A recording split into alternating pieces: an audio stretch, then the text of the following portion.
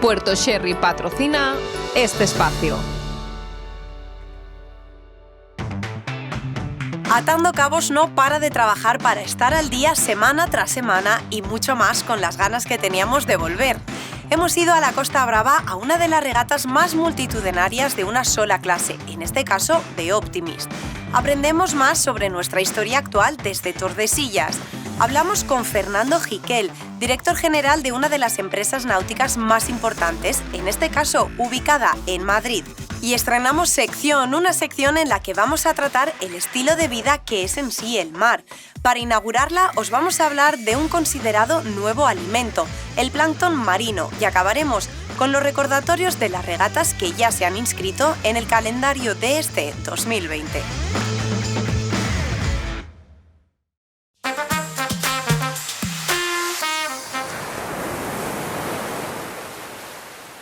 Con unas cifras que se plantean muy optimistas en cuanto a la cantera del deporte de la vela, Palamos ha acogido a casi 600 regatistas de Optimist que han sido los representantes de un total de 33 países, una bahía y una playa que se han vestido de blanco para celebrar la 31ª edición de una regata que se mantiene en liza año tras año, la International Vila de Palamos Optimist Trophy.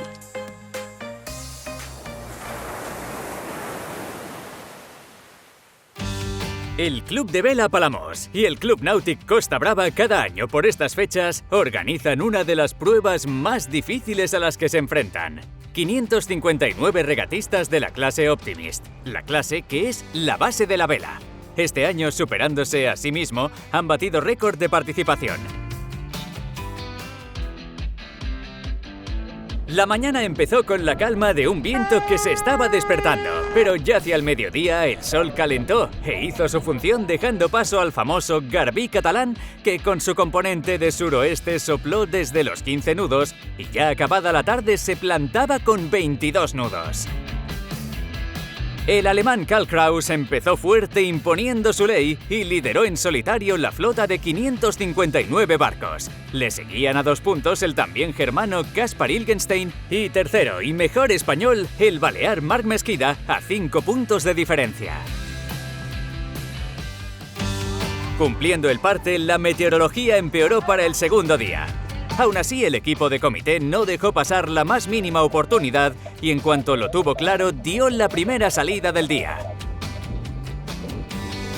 El alemán Kraus, que navegaba en el grupo amarillo, volvió a ganar, de modo que se mantenía imbatible en Palamos. El resto de grupos tuvieron una salida, pero el viento fue cayendo por debajo de los 6 nudos, con lo que el comité de regatas no tuvo más opción que anular la prueba y mandar a la flota a tierra. Finalmente, la poca intensidad del viento provocó que pasadas las 4 de la tarde, se dio por finalizada la jornada. Con menos pruebas de las deseadas, hoy por fin se llega a la final. Una final muy tensa, ya que hoy es la última oportunidad que tienen para lograr subirse al deseado podium. Se esperó, pero como estaba previsto, el Garbí enfurecía hasta llegar a los 25 nudos, imposibilitando al 100% cualquier intento de salir al agua. De modo que se daban por finalizadas las pruebas de la 31ª edición de la Vila de Palamos Optimist Trophy.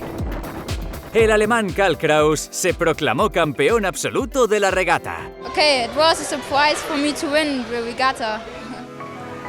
La segunda posición fue compartida entre el balear Marc Mesquida del Club Náutico S'Arenal y el alemán Caspar Ilgenstein, que finalizaron con 5 puntos y los mismos puestos y orden en las 3 mangas, 2-1-2. Se me fue muy bien, ya que siempre doy todo por si acaso es la última regata del campeonato. La israelita Mayan Shemesh fue la clara campeona en categoría femenina después de que el año anterior firmase un segundo puesto general. I feel very good. It's my second time here in Palamos and 2 times I'm winner in the girls and I'm very happy.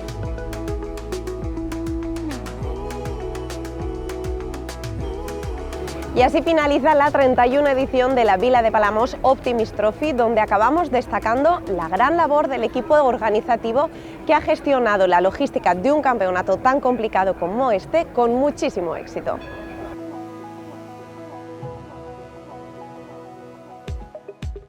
Hace 525 años quien controlaba el mar controlaba el mundo, así que os podéis imaginar la importancia que tuvo poner sobre el mar una línea que marcaba la propiedad sobre la navegación de ese trozo de océano y de los territorios que allí se pudiesen conquistar. Nos hemos ido a Tordesillas a rememorar este hecho que marcó el transcurso de la historia. Metrobacesa patrocina esta sección.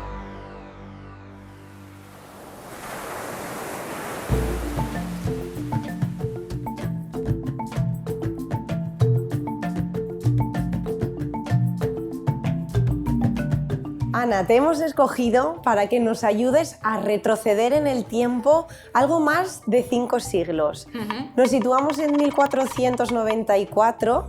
Obviamente el Tratado de Tordesillas fue un hito, pero pasaron muchísimas cosas en esa época. Ayúdanos un poco a dibujarnos en esta situación. Vale, pues para entender el Tratado de Tordesillas tenemos que retroceder hasta el año, en este caso, 1492, cuando se produce el descubrimiento de América. Pues es a raíz del primer viaje de Cristóbal Colón cuando va a surgir el conflicto entre las coronas de Castilla y de Portugal y que llevarán al Tratado de Tordesillas el 7 de junio de 1494. Había 2 formas de solucionar un conflicto: la bélica o buscar una negociación. Se elegirá esta localidad y aquí vendrán embajadores castellanos y portugueses que durante meses tratarán de buscar una solución pacífica y que queden conformes ambos reinos. Lo que hacen castellanos y portugueses es establecer una raya, como dice el Tratado de Tordesillas, una raya de polo a polo, o lo que nosotros llamaríamos un meridiano.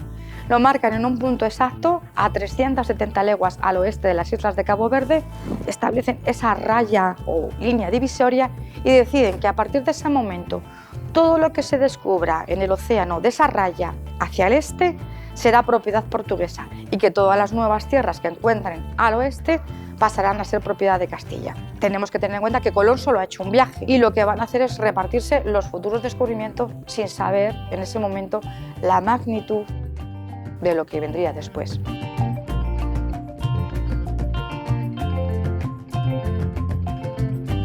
Claro, hay que ponerse en la mente de las personas de aquella época, porque lo que realmente estaban haciendo era dividirse el océano Atlántico.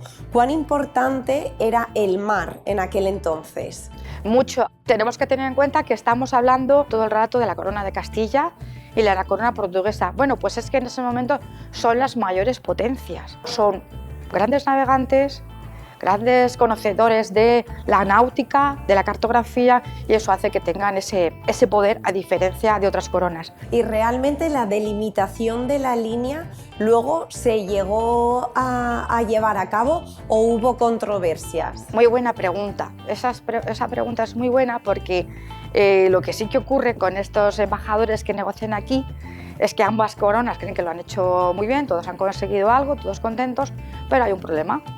Y es que técnicamente no eran capaces de medir 300 leguas bien en el mar. Y luego lo que van a hacer es viajar juntos.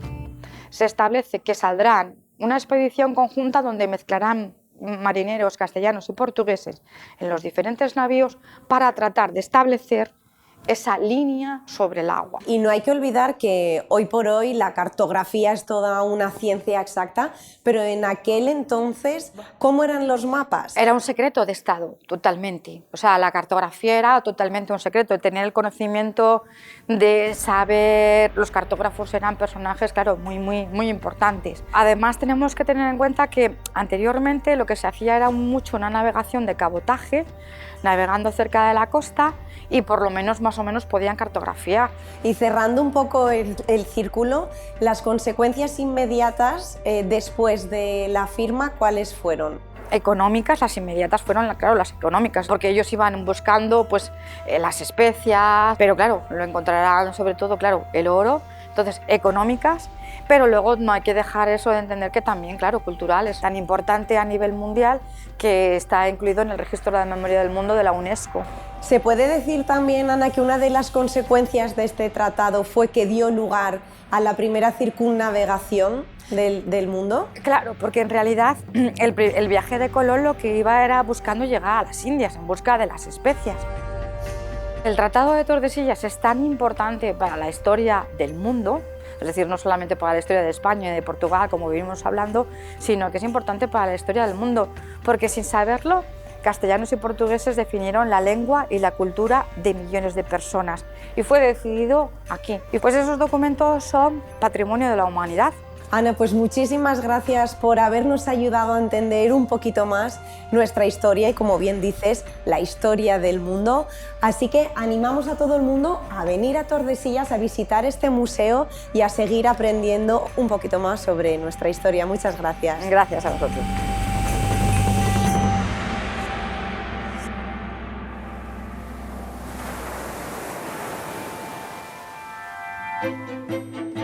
Hoy en As de Guía estamos muy bien acompañados y es que ha venido con nosotros Fernando Jiquel, director general de Turón. Cuéntanos, ¿cuántos años al frente de esta empresa? Bueno, yo particularmente empecé a trabajar en la empresa en el año 99, o sea que hace ya 21 años que trabajo en la empresa. Y como director estoy desde el año 2009, que fue el momento en el que se jubiló mi padre, porque sabéis que es una empresa familiar.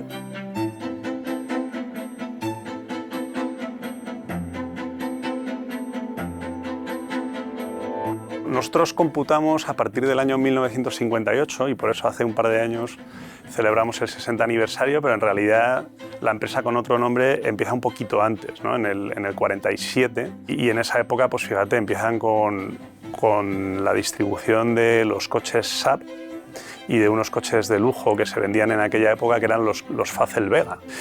Y nosotros, ya te digo que lo que es la historia de Turón como tal, dedicada a la náutica, la computamos desde el año 58, que fue cuando se firma el primer contrato en aquella época se llamaba International Mercury Motors, que es lo que es ahora Mercury Marine. Y ahí es donde nosotros empezamos la historia, que ahora pues vamos para cumplir 62 años. Claro, y este pistoletazo de salida ya sí en relación con la náutica, ¿cómo fue? ¿Cómo se dio y cómo fue avanzando? Esta familia pues, es gallega, tradición náutica, y desde el momento en el que se firmó el acuerdo con Mercury, pues luego fueron llegando determinadas cosas que lo que hacían era complementar el producto de motor fuera borda. Se empezaron a importar embarcaciones también de todo tipo. Nosotros hemos importado marcas como Bertram, es una marca que en aquella época pues, debían ser los primeros barcos que se traían de Estados Unidos. Además me acuerdo que me cuenta historias mi tío que para importarlas tenías que ir al ministerio, cada año tenías un cupo de importación. Entonces, bueno, pues esas marcas han ido siguiendo otras más europeas, luego otro tipo de motores, y todo lo que hacemos nosotros es trabajo de distribución.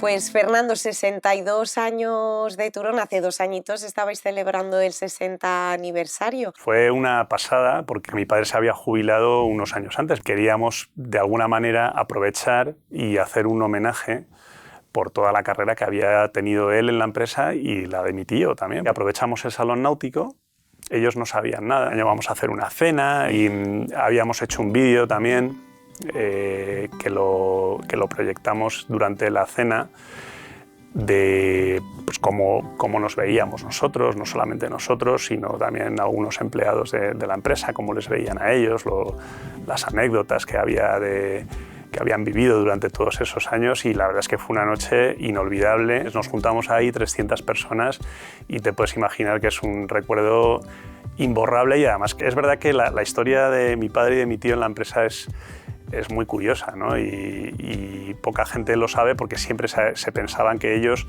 eran los dueños. Mi padre empezó a trabajar en la empresa porque mi padre era muy mal estudiante y se metió a trabajar ahí como un mandado, y estuvo ahí los primeros 8 o 9 años con esta persona. Murió, luego vino otra persona de la familia dueña de la empresa, hasta que murió también él, y entonces dijeron, bueno, ¿y ahora quién lleva esto? Y digo, el más veterano. Pues que lo lleve Fernando, ¿no? Y mi padre dijo, sí, vale, yo lo llevo, pero que venga mi hermano, que es economista, y a mí me gusta mucho vender y moverme, y fue cuando entró mi tío en 1974. Tuvieron la oportunidad de comprar una pequeña parte de la empresa y llegaron a tener el 25% entre los dos. Y creo que uno de los momentos también importantes de la empresa fue en 2008 y el sueño de mi padre, y siempre lo ha dicho, ¿no? El sueño de mi padre era y él se quería jubilar que fuese siendo suya. dueño de la empresa y ese año 2009 fue un momento, yo creo que de los más felices que vi a mi padre nunca. Empezasteis por quizá lo más básico que es el motor y vuestra evolución ha sido tal que ahora las voy a nombrar. Tenéis servicios para motores, embarcaciones, relojería y mandos, generadores marinos, repuestos, accesorios y hélices, mantenimiento, invernaje. O sea, cubrís más o menos todo el espectro de necesidades. Sí, y yo creo que eso tiene una complejidad, pero para el tipo de náutica que existe hoy en España y en Portugal, que son empresas pequeñas, el hecho de nosotros facilitarle desde una sola empresa todo ese abanico de productos les facilita mucho el trabajo.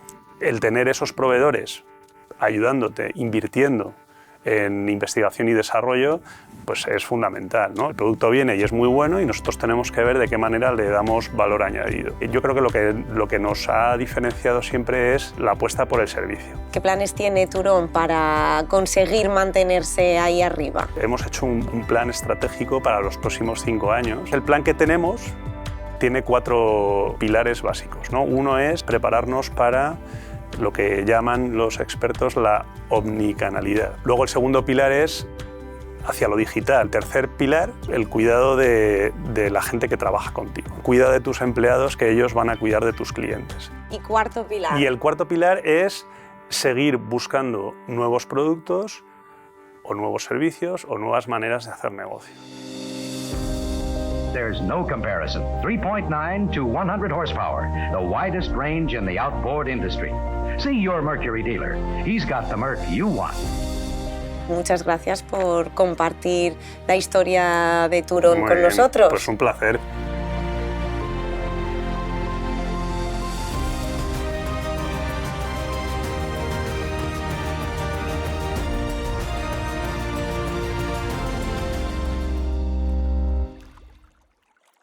Conjunto de organismos pelágicos microscópicos que se encuentran en suspensión en agua salada o dulce. Eso, muy a resumidas cuentas, es el plancton. Forma parte del origen de la vida. Hay muchos tipos de plancton y en un momento dado alguien se preguntó que si los peces se alimentaban de plancton, ¿por qué no probarlo también los humanos? Salón Náutico Internacional de Barcelona patrocina esta sección.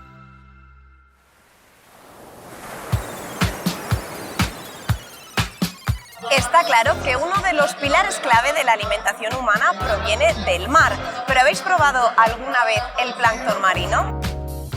Alberto Palomar es el director del proyecto gastronómico, efectivamente, Plancton Marino. Correcto. Vamos a viajar, Alberto, al principio. Cuéntanos cómo surge todo esto.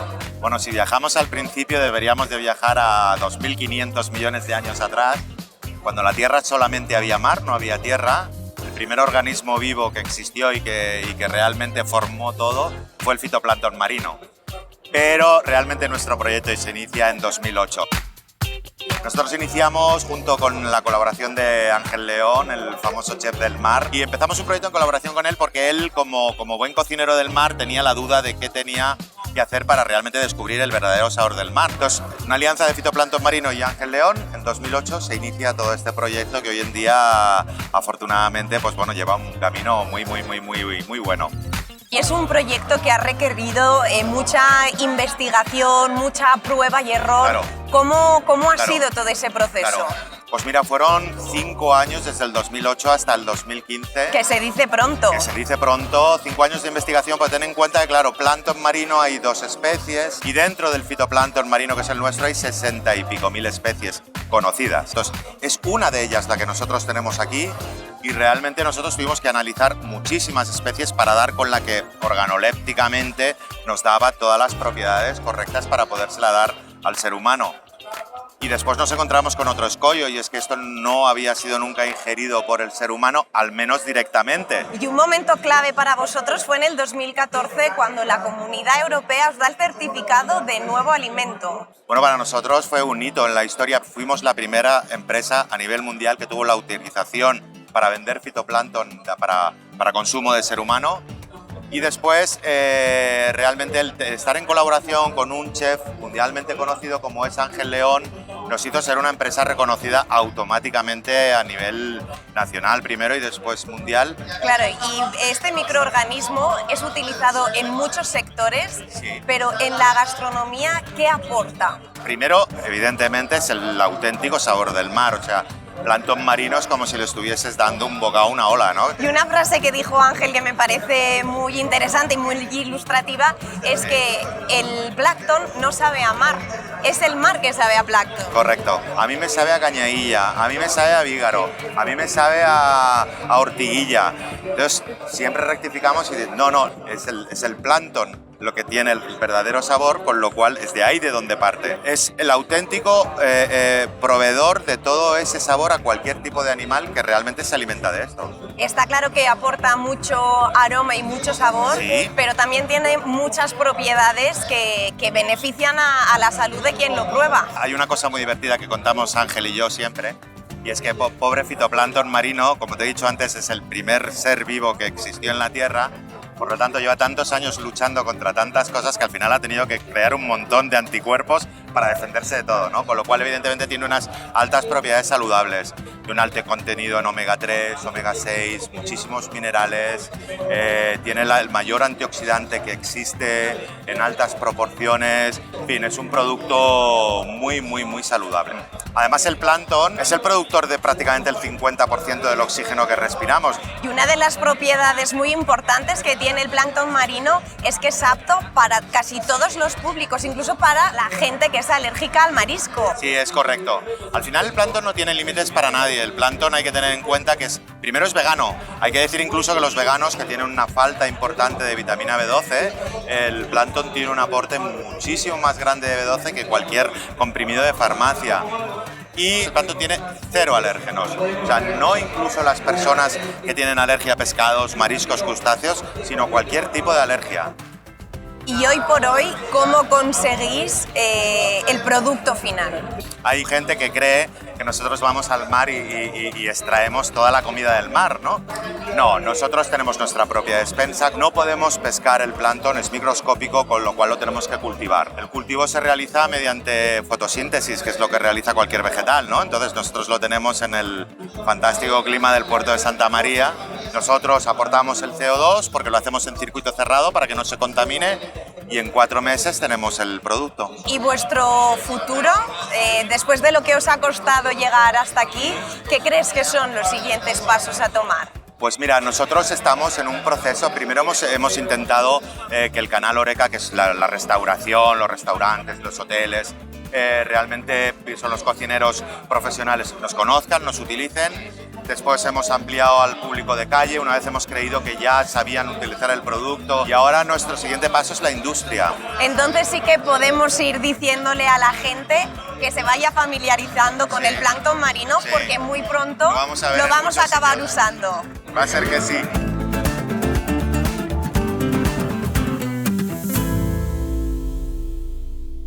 Con la puerta abierta a la temporada alta de regatas de este 2020, los distintos clubes y federaciones no pierden la oportunidad de presentar su calendario de competiciones. Y nosotros aquí os dejamos un recordatorio. Con ellos nos despedimos hasta la semana que viene.